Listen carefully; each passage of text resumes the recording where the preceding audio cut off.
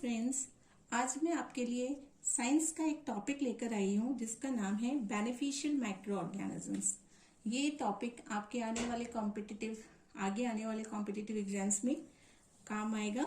ये आने वाला जो रीट एग्जाम है इसमें भी ये टॉपिक है आपके साइंस वाले सिलेबस के अंदर। यदि आप देखें तो सेकंड जो यूनिट है उसके अंदर दो टॉपिक है आपके पास, harmful and beneficial micro organisms, यानी ऐसे माइक्रो ऑर्गेनिजम्स जो कि हमारे लिए लाभकारी हैं। माइक्रो ऑर्गेनिजम्स नाम लेते ही हमारे दिमाग के अंदर क्या आता है? हमारे दिमाग में ये आता है कि माइक्रो ऑर्गेनिजम्स मीन्स ये कोई ना कोई रोग उत्पन्न करेंगे, लेकिन माइक्रो ऑर्गेनिजम्स हमेशा रोग उत्पन्न नहीं करते हैं। ये हमारे लिए लाभकारी भी होते हैं। कुछ माइक्रो ऑर्गेनिजम्स ऐसे हैं जो हमारे लिए लाभकारी हैं। तो आइए देखें हम कौन कौन से माइक्रो ऑर्गेनिजम्स ऐसे हैं जो हमारे लिए लाभकारी हैं। सबसे फर्स्ट हम पढ़ते हैं घरेलू उत्पादों में। घरेलू उत्पादों में यानी हाउस होल्ड प्रोडक्ट्स। हमारे घरों में हम जो प्रोडक्ट्स यूज कर रहे हैं, जो सामान, जो उत्पाद यूज कर रहे हैं, वहां पर कहाँ कहाँ पर माइक्रो ऑर्गेनिजम्स या सूक्ष्म जीवों का उपयोग हो रहा है वो हम देखते हैं। सबसे पहला है यहाँ पर ब्रेड। ठीक है, ब्रेड आप सभी जानते हैं, सभी ने खाई भी होगी। ब्रेड कैसी होती है? छेद होते हैं ब्रेड में बहुत सारे। तो कौन सा माइक्रो ऑर्गेनिज्म ऐसा है जो ब्रेड बनाने में काम आता है और वो छेद किस प्रकार से उत्पन्न होते हैं वो हम यहाँ पे देखना है। तो जो ऑर्गेनिज्म, जो कवक ब्रेड बनाने में काम आती है उसका नाम होता है सैकेरोमाइसीस सेरेविसियाe। सैकेरोमाइसीस सेरेविसियाe, ठीक है। इसको हम बेकर्स ईस्ट भी बोलते हैं या बेकर का कवक भी बोलते हैं। ठीक है, बेकर का कवक क्योंकि बेकरी इंडस्ट्रीज में काम आती है इसलिए इसे बेकर का कवक भी कहा जाता है। जो ब्रेड का आटा होता है, डो होता है, उस ब्रेड के आटे में ये कवक मिला दी जाती है, ये फंगस मिला दी जाती है और जब इसमें फर्मेंटेशन होता है, किण्वन की क्रिया होती है, तो किण्वन की क्रिया के द्वारा इसमें बहुत सारी CO2 गैस निकलती है। इस CO2 गैस के कारण ही ब्रेड में जो होल्स होते हैं, जो छेद होते हैं, वो डेवलप हो जाते हैं, वो बन जाते हैं। ठीक है, तो यहां तक समझ में आया? आपको ये भी पता चला आज की कार्बन डाइऑक्साइड गैस की वजह से ब्रेड में छेद होते हैं। ठीक है, अब है नेक्स्ट है भटूरा। भटूरा भी आप लोग घरों में खाते हैं। तो भटूरे में भी क्या करते हैं? आटा लगा के कुछ देर रख देते हैं जिससे उसमें किण्वन की प्रक्रिया हो जाती है और वो आटा बढ़ जाता है आयतन में। इसी तरह से डोसा और इडली, इसी प्रकार से डोसा इडली भी आप लोग खाते हैं। तो डोसा इडली में भी आपने देखा होगा कि डोसा इडली का भी जो बैटर होता है वो बना के रख दिया जाता है और सुबह से शाम तक वो जो बैटर होता है वो, यदि आपने आधी भगोनी भर के रखा है तो वो शाम तक पूरी भगोनिया 3/4 जो भगोनी है वो 3/4 हो जाती है। तो वो किसकी वजह से होती है? किण्वन की वजह से। नेक्स्ट है हमारे सोयाबीन के व्यंजन। सोयाबीन के अब हम आए एंजाइम्स पर। दो तरह की एंजाइम्स जिनका नाम है पैक्टिनेजेस और प्रोटीएजेस। ये जो एंजाइम्स हैं, ये दोनों ही एंजाइम्स हमारे जो बॉटल्ड जूसेस होते हैं, यानी बाजार के अंदर जो बॉटल में जूसेस मिलते हैं, अगर हम घर में जूस निकालते हैं तो घर में का जो जूस होता है वो इतना कलरलेस नहीं होता, रंगीन नहीं होता, जबकि जो बाजार वाले जूसेस होते हैं वो कलरलेस होते हैं, क्लियर होते हैं। तो ये जो दोनों एंजाइम्स हैं पैक्टिनेजेस और प्रोटीएजेस, ये दोनों एंजाइम्स जो हैं वो बॉटल वाले जो जूस होते हैं उनको क्लियर करने के काम आते हैं। और ये दोनों एंजाइम्स जो हैं वो माइक्रो ऑर्गेनिजम्स की मदद से बनाए जाते हैं। तो कौन से दो एंजाइम्स हो गए जो फलों के रस को क्लियर बनाने में, साफ बनाने में यूज होते हैं? पैक्टिनेजेस एंड प्रोटीएजेस। एक तीसरा एंजाइम जो है लाइपेजेस, जो कि डिटर्जेंट्स बनाने में, हमारे घरों में जो हम अपमार्जक काम में लेते हैं, डिटर्जेंट्स काम में लेते हैं, उसमें ये उपयोग में लिया जाता है एंजाइम। और इस एंजाइम का काम ये रहता है कि ऑयल स्टेन्स, जो कपड़ों पर जो धब्बे लग जाते हैं, जो दाग लग जाते हैं, ऑयल के धब्बे जो लग जाते हैं, उसको निकालने में ये काम आता है। तो ये हो गया लाइपेजेस, यानी ये तीनों तरह के एंजाइम्स जो हैं वो कहाँ से प्राप्त होते हैं? हमें माइक्रो ऑर्गेनिजम्स से प्राप्त होते हैं। अब हम नेक्स्ट एंजाइम यहाँ पर पढ़ रहे हैं, बहुत ही इंपॉर्टेंट है। ये एंजाइम है स्ट्रेप्टोकाइनेज। स्ट्रेप्टोकाइनेज जो होता है वो क्लॉट बस्टर के रूप में यूज होता है। क्लॉट बस्टर यानी थक्का घोलने वाला। थक्का जो रुधिर का, रक्त का थक्का बॉडी के अंदर बन जाता है, उसको डिसॉल्व करने का, उसको घोलने का काम ये करता है। अब ये कब दिया जाता है? जब किसी मरीज को, जब किसी पेशेंट में कोई ऑपरेशन किया जाता है तो ऑपरेशन के बाद ये दवाई स्ट्रेप्टोकाइनेज दी जाती है, जो कि स्ट्रेप्टोकोकस नामक जीवाणुओं से बनाई जाती है। फिर हम आए नेक्स्ट इंडस्ट्रियल प्रोडक्ट जो कि है अल्कोहल। अल्कोहल जो कि सैक्रोमाइसीस सेरेविसियाe से बनता है। सैक्रोमाइसीस सेरेविसियाe अभी आपने ऊपर भी पढ़ा था, ऊपर मैंने बताया था ब्रेड बनाने में काम आता है, वहां पर मैंने उसका जनरल नेम भी बताया था, सामान्य नाम, जिसे हम बेकर्स ईस्ट बोल रहे थे, है ना, तो वो वहां पर काम आ रहा था। इसी तरह से यहाँ पर जब हम सैक्रोमाइसीस सेरेविसियाe की अल्कोहल इंडस्ट्री में बात करते हैं तो यहाँ पर जो है इसका एक और नाम होता है, इसे हम ब्रीवर्स ईस्ट बोलते हैं।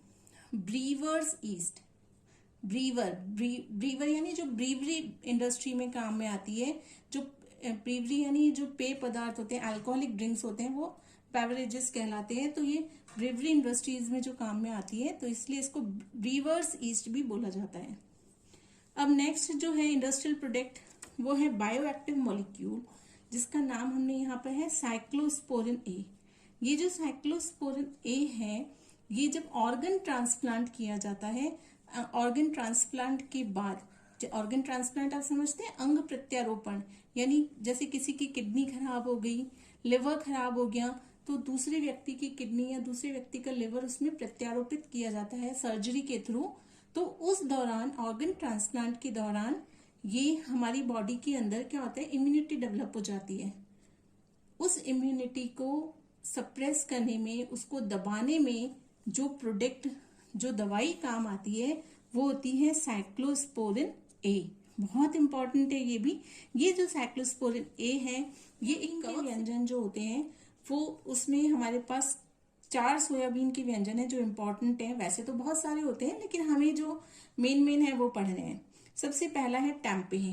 टेम्पेह जो होता है वो एक इंडोनेशियन फूड होता है, ठीक है। तो टेम्पेह क्या है, अगर क्वेश्चन पूछा जाए कि टेम्पेह या सोयाबीन के कौन कौन से व्यंजन होते हैं जो माइक्रो ऑर्गेनिजम्स की हेल्प से, माइक्रो ऑर्गेनिजम्स की मदद से बनाए जाते हैं, उनमें ऑप्शंस दिए रहे हैं, तो आपको कौन कौन से टिक करने हैं।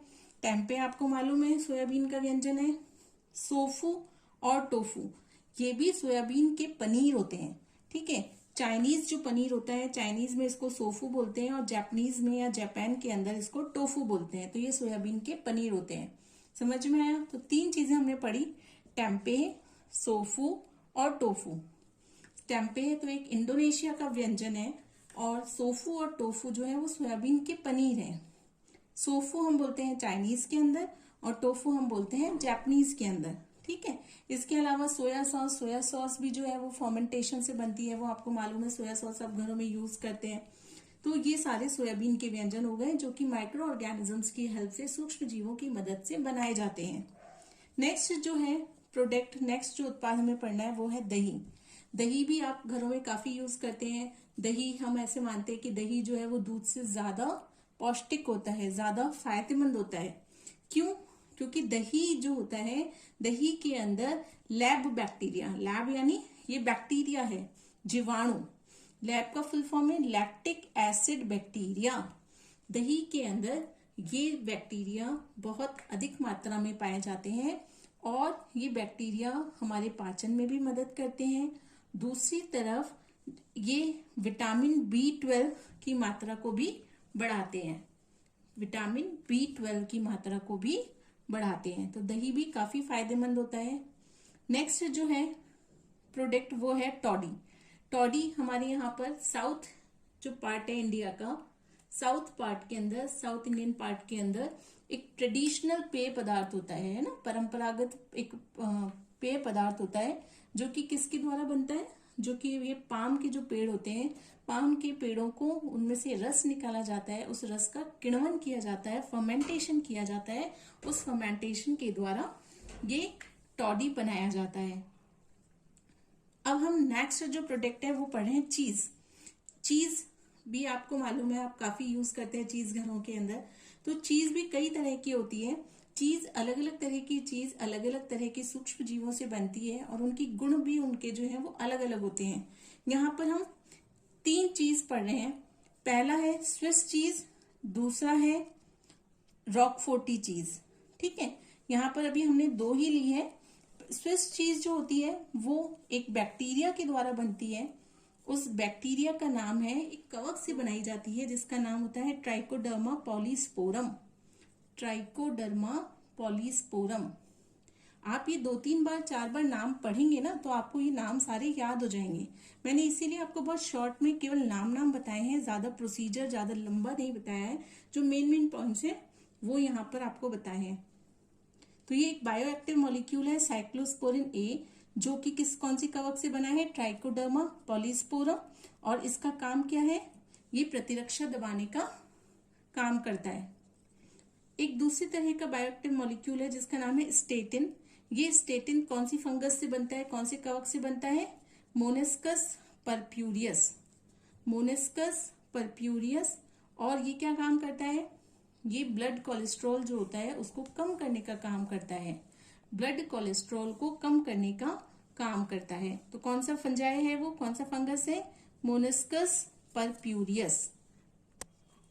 नेक्स्ट जो इंडस्ट्रियल प्रोडक्ट है वो है एंटीबायोटिक्स, है ना। एंटीबायोटिक्स यानी प्रतिजैविक पदार्थ। प्रतिजैविक पदार्थ बहुत ही इंपॉर्टेंट है, इसमें बहुत क्वेश्चन पूछे जाते हैं कॉम्पिटिटिव एग्जाम्स के अंदर। तो ये एंटीबायोटिक्स होते क्या हैं, इनकी खोज किसने की, और इससे रिलेटेड और कौन कौन से महत्वपूर्ण तथ्य हैं, इंपॉर्टेंट हैं चीजें, वो हम पढ़ेंगे। यहाँ पर देखिए, एक तो 3 तो आपको साइंटिस्ट के नाम अच्छे से याद करने हैं। पहला तो क्या, एंटीबायोटिक शब्द किसने दिया था। एंटीबायोटिक शब्द जो है वो वॉकमैन ने दिया था, वॉकमैन। इसकी खोज से रिलेटेड कौन से साइंटिस्ट हैं, इसकी खोज से रिलेटेड है scientist Alexander Fleming. Alexander Fleming, ये जो अलेक्जेंडर फ्लेमिंग हैं, ये लैब में जब काम कर रहे थे तो इन्होंने बैक्टीरियल प्लेट्स के ऊपर, कल्चर प्लेट्स के ऊपर स्टेफिलोकोकाई बैक्टीरिया उगाया, है ना। स्टेफिलो लैब्स के अंदर बैक्टीरिया को ग्रो किया जाता है, कॉलोनीज बनाई जाती है बैक्टीरिया की for the purpose of experimentation, कोई एक्सपेरिमेंट करने के लिए। तो जब ये स्टेफिलोकोकस बैक्टीरिया पे काम कर रहे थे तो इन्होंने देखा कि उन कल्चर प्लेट्स के ऊपर एक दूसरी तरह का एक कवक उगा है, और उस कवक की वृद्धि की वजह से, उस कवक की ग्रोथ की वजह से स्टेफिलोकोकस की ग्रोथ जो है वो रुक गई है। तो इन्होंने जब उसकी खोज की, उसके बारे में उसको देखा, तो उन्होंने पाया कि वो कवक कौन सा है, पेनिसिलियम नोटेटम। पेनिसिलियम नोटेटम, यानी अनजाने में ही एंटीबायोटिक की खोज होगी। तो एंटीबायोटिक की खोज किसने की, या पेनिसिलिन। ये जो पेनिसिलियम नोटेटम है कवक, इससे एक एंटीबायोटिक निकलती है, ये एक एंटीबायोटिक बनाता है जिसे बोलते हैं पेनिसिलिन। तो ये क्वेश्चन कई बार एग्जाम्स में पूछा गया है, परीक्षाओं में पूछा गया है कि पेनिसिलिन की खोज किसने की। तो पेनिसिलिन की खोज किसने की, अलेक्जेंडर फ्लेमिंग ने। ठीक है, तो अब ये पेनिसिलिन जो है, या ये जो एंटीबायोटिक्स हैं, इनका कार्य क्या होता है। एंटीबायोटिक्स क्या करते हैं, एंटीबायोटिक्स वास्तव में, एंटीबायोटिक खुद जो है वो किसी सूक्ष्म जीव का या सूक्ष्म जीव से उत्पन्न होने वाले रसायन होते हैं जो अन्य सूक्ष्म जीवों की वृद्धि को रोकते हैं, जो अन्य सूक्ष्म जीवों की वृद्धि को रोकते हैं। तो वो कहलाते हैं एंटीबायोटिक्स या प्रतिजैविक पदार्थ। तो यहाँ पर हमने अभी तक 2 साइंटिस्ट पढ़े हैं। पहला है वॉकमैन जिन्होंने एंटीबायोटिक शब्द दिया, और दूसरे हैं अलेक्जेंडर फ्लेमिंग जिन्होंने एंटीबायोटिक्स की प्रोपियोनिबैक्टीरियम शेरमैनी।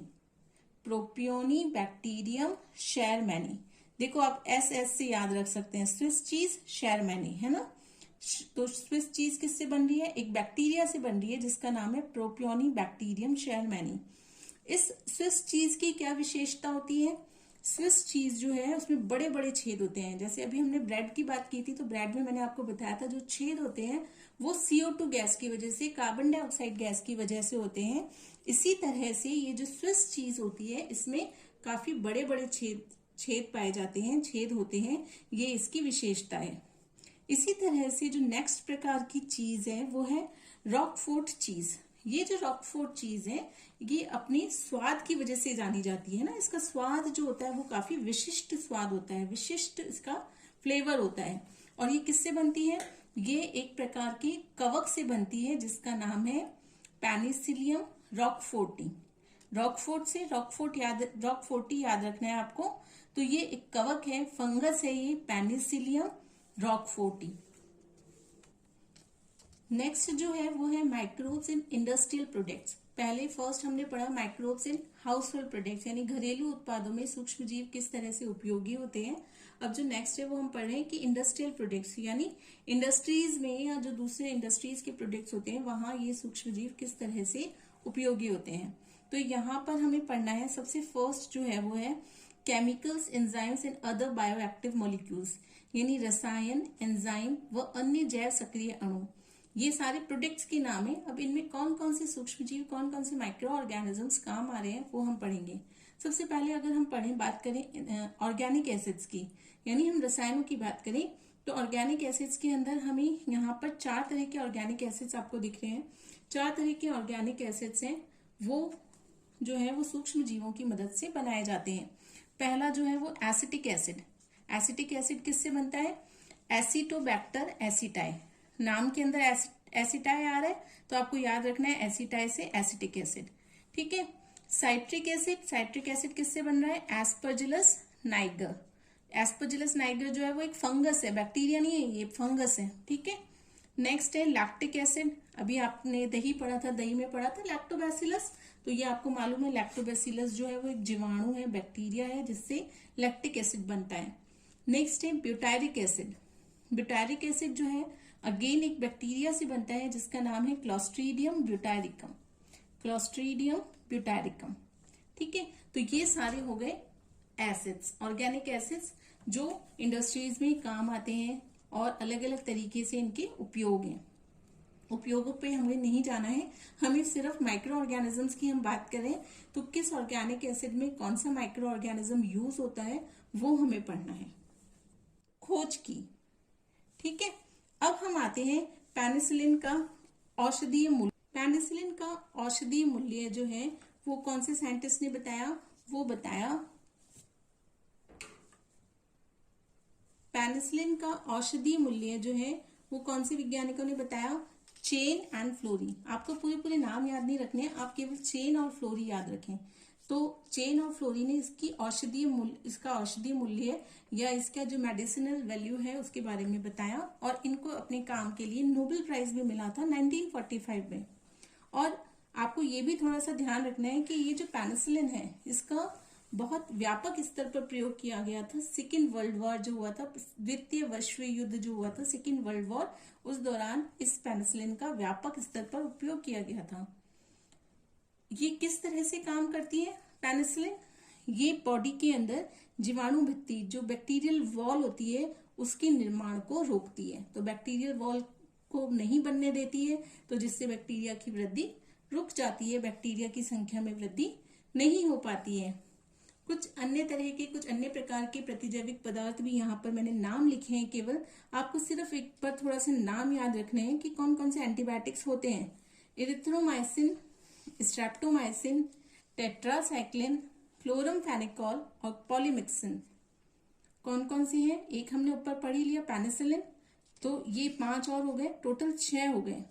इनका हम बहुत वाइडली यूज करते हैं, इसीलिए मैंने इनके थोड़े से नाम आपको बताए ताकि आप थोड़ा सा वाकिफ रहें, थोड़ा सा जान लें कि कौन कौन से एंटीबायोटिक्स होते हैं। इरिथ्रोमाइसिन, स्ट्रेप्टोमाइसिन, टेट्रासाइक्लिन, क्लोरमफेनिकोल और पॉलीमिक्सिन। नेक्स्ट है फर्मेंटेड बेवरेजेस, यानी किण्वित पेय पदार्थ। किण्वित पेय पदार्थ में हम बेसिकली जो पढ़ते हैं वो एथेनॉल के बारे में, अल्कोहल के बारे में पढ़ते हैं। ये जो अल्कोहल होता है इसमें मैंने आपको पहले भी बताया, अल्कोहल जो है इंडस्ट्रीज में किससे बनाया जाता है? सैक्रोमाइसीस सेरेविसियाई, और इसे हम कहते हैं ब्रीवर्स ईस्ट। तो 2 हमने इसके कॉमन नेम पढ़े हैं। एक तो हमने पढ़ा था पहले ब्रेड बनाने के टाइम, जब मैंने सैक्रोमाइसीस सेरेविसियाई बताया था तब इसका कॉमन नेम बताया था आपको बेकर्स ईस्ट, और यहाँ पर इसका जो सेकंड कॉमन नेम है वो हो गया ब्रीवर्स ईस्ट। ठीक है। अब अल्कोहल अलग अलग तरह के होते हैं, जैसे वाइन, बियर, विस्की, ब्रांडी, रम। तो इन सब का जो रॉ मटेरियल होता है, जो कच्चा माल होता है, कुछ अल्कोहलिक पेय पदार्थ जो होते हैं वो कुछ अनाज से बनते हैं, सीरियल से, गेहूं, जौ, बार्ले, इनसे बनते हैं। कुछ जो होते हैं वो फलों के रस से बनते हैं, एप्पल है, अंगूर है, इनसे बनते हैं। तो अलग अलग तरह के रॉ मटेरियल्स से और इनके बनाने की विधि जो होती है वो अलग अलग होती है। दो विधियों के अनुसार हम इसको दो तरह से डिवाइड कर सकते हैं। एक तो जो होते हैं वो विदाउट डिस्टिलेशन बनते हैं, विदाउट डिस्टिलेशन यानी जिनका आसवन नहीं किया जाता है। तो बिना आसवन के बनने वाले जो पेय पदार्थ हैं, अल्कोहलिक पेय पदार्थ हैं, वो कौन कौन से हैं? वाइन और बियर। और ऐसे पेय पदार्थ जो डिस्टिलेशन के थ्रू बनाए जाते हैं, आसवन के थ्रू बनाए जाते हैं, वो है विस्की, ब्रांडी और रम। आपको सिर्फ नाम याद रखने हैं, प्रोसेस का नाम याद रखना है। अब नेक्स्ट क्लास के अंदर तो ये तो हमने पढ़ा कुछ माइक्रो ऑर्गेनिजम्स के कुछ उत्पादों के अंदर उपयोग। कल हम हमारी नेक्स्ट क्लास में कुछ आगे इसी के आगे इस बेनिफिशियल माइक्रो ऑर्गेनिज्म के कुछ नए प्रोडक्ट्स पढ़ेंगे, तो उसके बारे में हम कल बात करते हैं। Thank you.